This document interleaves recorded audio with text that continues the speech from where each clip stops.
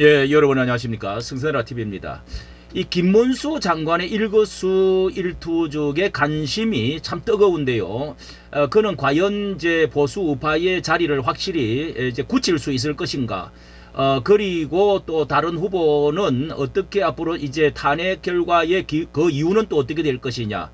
또 이재명과의 관계는 어떻게 될 것이냐? 자, 이런 그 말 한마디 가 중요한데 오늘 나경원 의원이 주최한 2030 과 작년들의 이거 윈윈 노동개혁 토론회 뭐 이런 제목으로 김문수 의원을 이제 그 장관을 초청해 가지고 토론회를 한 것에 대해서 자 거기에 또 나와 가지고 토론회 후에 기자회견을 한 30분 동안 하면서 또 여러 가지 말씀을 이렇게 한 것이 있습니다.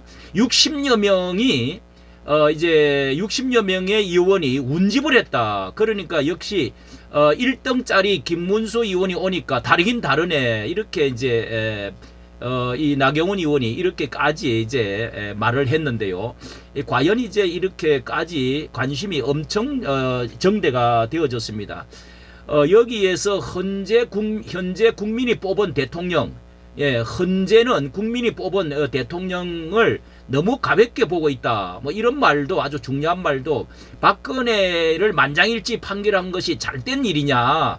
이런 말도 여전히 같은 이제 페이스의 말을 하고 있는데요. 한번 보도록 하겠습니다. 그리고 또 이 대통령 이 김문수 장관의 이제 이 지지율에 대해서도 나왔는데요. 자, 여기 한꺼번에 같이 간략하게 알려드리도록 하겠습니다. 자, 오늘 있는 나온 이런 그 제목들을 보면은 김문수 장관 일률 정년 연장, 청년 취업, 정년 연장을 하면은 청년 취업이 악화가 온다. 그 연동해서 해야 된다. 뭐 이런 것을 나경원 의원과 같이 이제 말을 하고 있어요. 임금 체계를 개편해야 된다. 개편해야 된다. 자, 그리고 세를 과시했는데 52시간 예외 없이 먹사니즘 거짓말. 이 견제를 했던 말도 있고요. 김문수 현재 윤 탄핵에 대해서 공정한 결론 내야 된다.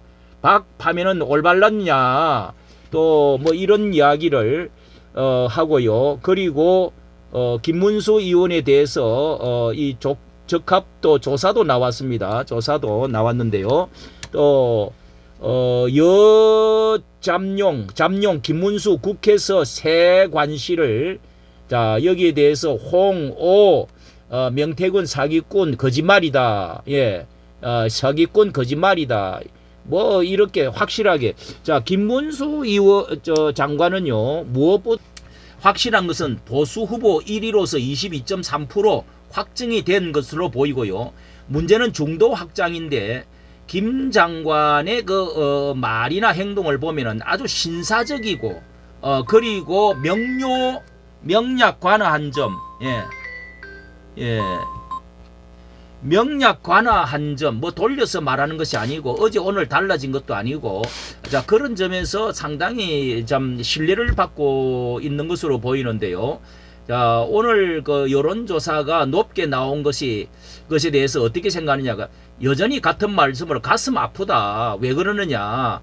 한쪽으로 너무 국민들이 치우쳐 있는 것이 바로 이 불행과 우려의 결과를 가져왔기 때문에 그런 것이 아닌가. 이런 것은 가슴 아픈 일이다. 자, 이렇게 말을 하고요. 또 무엇보다도 김 장관은 이제 자신이 중도층을 뭐 거구라니까 중도층을 얼마나 이제 그 가져올 수가 있느냐에 대해서 그런 것에 대해서 이제 말을 하니까 정말 이런 말을 했어요. 나는 7년 동안에 이 저소득층 노동자 중도 이런 사람들만 잘 이제 이렇게 가져가 오면 뭐 대통령이 앞으로 될 수가 있는 것으로 확장이 될 수가 있죠. 그런 말에 대해서 자신은 7년 나는 공장에 청계천 공장 이렇게 7년 동안에 면서 뭐 이런 자기의 경력을 이렇게 이야기하면서 이런 말을 했습니다. 조기 대선 시 출마 여부에 드릴 말씀이 없다. 말을 아끼면서 중도 확장성이 부족하다는 말에 기자 질문에 했어요. 반박을 하기를 이렇게 말했습니다. 예, 이렇게 이제 말을 했는데요. 확장성이 무슨 뜻인지 모르겠으나 저는 대한민국 가장 밑바닥인 청계천에 바늘질 보조하는 것으로 출발했는데 공장을 7년 이상 다녔고 민주화 과정에서 감옥만 2번 이상 다녀왔다. 2년 6개월 있었다네요. 무엇이 중도인지는 모르지만 어려운 사람들을 위한 헌신이 공직자의 최대 기쁨이라는 것을 경기도 공무원 경기도지사 2년 하면서 2번 하고 또 공무원 하면서 그분들과 난관을 헤쳐나가며 위대한 대한민국을 위해 손잡고 나가는 게 정치의 본령이라면서 자신감을 이렇게 내보였다. 자, 이래서 자신이 보수후보 지지율 1인 것에 대해서 한쪽으로 너무 치우친 것에 국민들이 불행해질 수 있다는 걱정 우려가 반영된 결과다. 가슴이 참 아픈 일이죠. 이렇게 참 전에 했던 말을 그대로 이야기하고요. 그리고 이제 이런 말도 했습니다. 예, 이런 말도 이 비상 정치 복귀 움직임에 대해서 이 한동훈 전 대표에 대해서는 훌륭한 점이 많이 있다. 어떤 대한민국 국민도 대선에 출마할 수 있는 거 아니냐. 자격이 있는 분들은 출마할 수가 있고 밝히는 것이 자유 대한민국의 아름다운 모습. 이 얼마나 이렇게 신사적이고 명료한 이런 것이 이번 돋보이고 있다. 이렇게 자신은 부선 소사의 국회의원을 3회 경기도 2회 경기도지사 2회 이렇게 말을 하면서요. 한센 마을부터 밑바닥에 약자에 대한 모든 것이 모든 것을 바쳐야 한다는 공직자로 잊은 적이 없다. 이런 공직자로서의 헌신이 정치의 본분, 소외된 자에 대한 정치 본분이다라고 생각한다. 5인 미만의 실업자를 돌보는 일에 대해서도 이렇게 또 말을 했습니다. 자, 이렇게 이승만 대통령에 대해서 이승만 대통령이야말로 가장 진보적인 인물이다. 박 대통령도 이렇게 가장 진보적인 인물이라고 할 수가 있다. 예, 이제 그러면서 자신과 이렇게 이제 비교를 이렇게 했는데요. 특히 이재명과의 비교하는 듯하게 공직자의 사명에 대해서 아주 강조를 하기를 이 법과 규정보다도 공직자의 제일 사명은 자기 유익이 아니라 어려운 자들을 눈물을 닦아주는 일, 이런 것에 목숨까지 바칠, 이런 공직자로서의 목숨을 바칠 그러한 그 자세가 참 공직자의 것인데, 진실한 것이 중요하고 첨념한 것이 사람들이 이 공직을 맡아야 된다. 자, 이것이 바로 이재명과의 이 대비되어지는 것으로 여겨지는 그런 말이라고 생각이 됩니다. 자, 그러면서 이런 말도 했는데요. 자, 여기에 그리고 자, 부정선거에 대해서 이런 말을 했습니다. 이해창 한나라당 때에 그 부정선거 때문에 소송 재판이 있었는데 이제 그 3표 정도밖에 해보니까 안 나왔더라. 그리고 민경욱 연수원은 상당한 차이가 나오기는 나왔다. 그래서 지금 이번에는 사전투표가 제일 큰 문제인데, 타곳에서 멀리 이제 장거리에 있는 외지에 있는 사람들이 올 때에 이렇게 보관 기간이 5일간이라고 하지 않습니까? 그니 CCTV 유무도 있고 없기도 하는데, 이게 의문을 제기하면은 당연히 보관 책임의 문제라든지 묻고 또 물어도 말도 안 되는 것 같지만은 항상 친절하게 대답을 하는 것이 공직자의 사명이다. 그래서 해킹 문제라든지 이런 것은 좀 어려운 부분인데, 그리고 개수기 세기는 세는 거, 이런 거는 간단한 문제다. 그래서 이런 것에 대해서 공직자는 이제 선관위의 자세 문제로서 당연히 검증을 하도록 하고 답을 계속적으로 해주고 이렇게 그 경청하는 이런 문제들을 검증하고 이런 문제들을 최대한 빨리 줄여 나갈 수 있도록 경청하고 고쳐 나가는 일을 하는 것이 선관위가 해야 될 일이다. 특히 이제 건순일 같은 사람은 참 불행한 일로 뇌물도 받았지 않느냐, 자녀 특혜 문제 이런 것들이 있었던 거 아니냐. 그러니까 이런 의심이 없도록 해주는 것이 이것도 하나의 공직으로 이런 문제를 줄여 나가고 답을 해줘야 된다. 그리고 MBC 그 기상캐스터 이제 그 극단 선택을 한 것은 젊은이들이 꿈의 직장, MBC야말로 꿈의 직장인데 꿈 대신 죽음으로 나올 수 있는 이런 일들은 절대로 있어서는 안 된다. 고용노동부로서 이것은 계속적으로 문제를 삼고 이렇게 해나가도록 하겠다. 이 계엄에 대해서요, 계엄은 사전에 자신이 이런저런 과거에도 계엄에 대해서 사전에 들은 적이 있기는 있었다.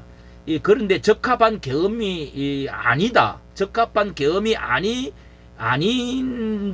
것으로 자신이 들었다, 그때 있었다면 만류를 했을 것이다. 같은 이야기를 했습니다. 그러나 위헌과 불법이라고는 또 생각하지 않는다. 이런 말도 했어요. 군을 장악할 수 있었느냐? 군을 장악을 확실히 하고 있었어야 되고, 군 계엄을 할 때 호응을 할 국민들이 얼마나 있었느냐 하는 것이 있을 때 되는데, 그런 시대가 아니라는 거, 이거는 누구나 알 수 있는 것인데, 그래서 그의 말에는 계엄을 했어도 안 된다, 반대도 있지, 반대한다는 의미도 있지만은 이런 것을 대통령이 모르고 했었겠느냐, 그런 의미도 이제 들어 있는 것 같습니다. 자, 이렇게 이제 말을 하고, 자, 여기에 대해서 이렇게 그 대통령의 이 장관의 이제 그 적합도, 지지율에 대해서 통계가 나와 있는데, 문화일보가 발표한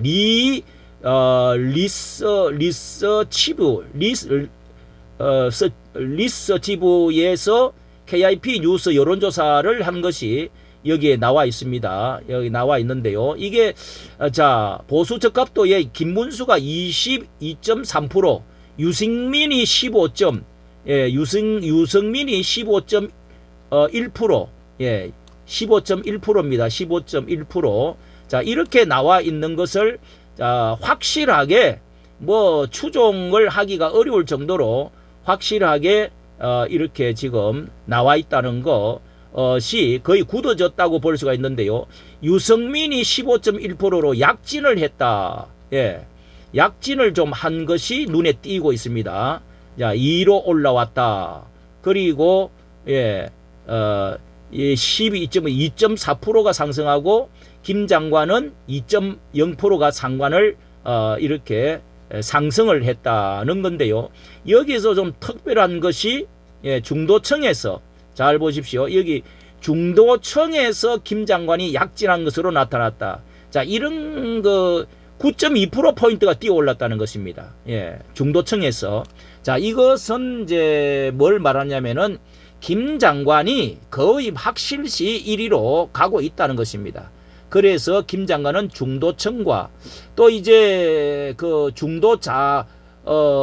보수청 중도뿐만 아니라 일반 중도청도 이제 이렇게 그 흡수를 하려고 하면, 오늘처럼 강조를 자신이 노동자로서 얼마나 어려운 자들을 위해서 밑바닥의 약자들에 대해서 참 공직자로서 눈물을 흘리며 어려운 자들과 함께, 이게 뭐 공직자의 법과 규정보다도 더 중요한 것이 눈물을 닦아주는 것, 뭐 이런 것에 오랫동안 고난하고 함께 했다는 점에서 김 장관은 앞으로 희망이 크다, 이렇게 이제 말을 할 수가 있지요. 지금 이제 그런 점을 강조를 하고 있네요. 자, 이런 점에서 김문수는 상당한 앞으로 희망이 있고, 또 다른 이제 그 후보자들, 경쟁 후보자들에게 대해서도 참 훌륭한 점이 많이 있다. 누구나 다 나와서 자유민주주의에 함께 선거에 참여하는 것이 대한민국의 자유민주주의가 아니냐. 자, 이렇게 또 말을 한다는 것도 참 아주 그 신사적인 면이 있어서 지위를 많이 받을 수 있겠다 하는 것을 종합적으로 알려드렸습니다. 이까지 정치 감사합니다.